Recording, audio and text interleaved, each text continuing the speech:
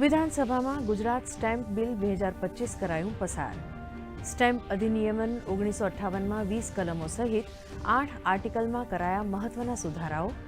મંત્રી બળવંતસિંહ રાજપૂતે કહ્યું, સામાન્ય અને મધ્યમ વર્ગના લોકો ઉપરથી સ્ટેમ્પ ડ્યુટીનું ભારણ ઘટાડવા સાથે અર્થઘટનને સરળ કરવા આ સુધારાઓ જરૂરી.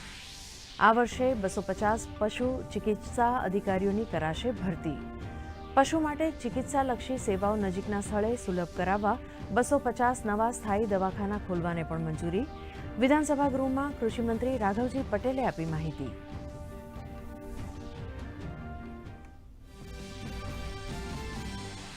રાજ્યને મેદસ્વીતા મુક્ત કરવાના હેતુ સાથે સ્ટીયરિંગ કમિટીની કરાઈ રચના.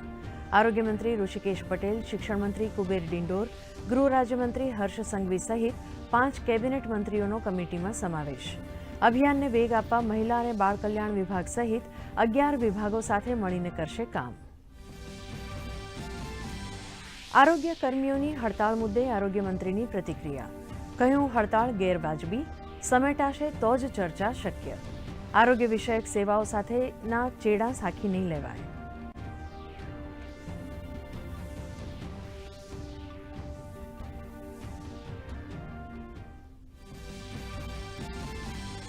રાજકોટમાં પાણીની તંગી નહીં સર્જાય.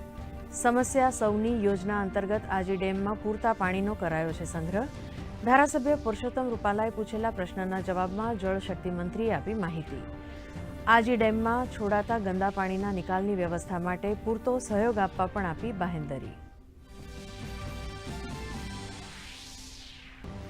લોકસભામાં ઇમિગ્રેશન એન્ડ ફોરેનર્સ બિલ પસાર. 4 અધિનિયમનને રદ કરી બનાવાશે એક કાયદો. ગૃહમંત્રી અમિત શાહે કહ્યું, ગેરકાયદેસર રીતે ભારત આવતા ઘૂસણખોરો સામે કડક કાર્યવાહી કરવા માટે આ બિલ જરૂરી.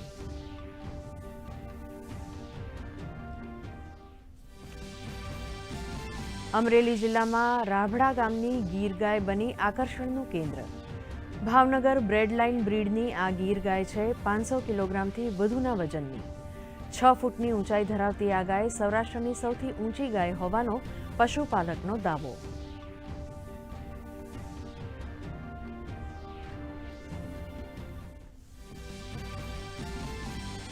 ઇન્ડિયન પ્રીમિયર લીગમાં આજે સનરાઇઝર્સ હૈદરાબાદ અને લખનઉ સુપર જાયન્ટ્સ વચ્ચે જામશે જંગ.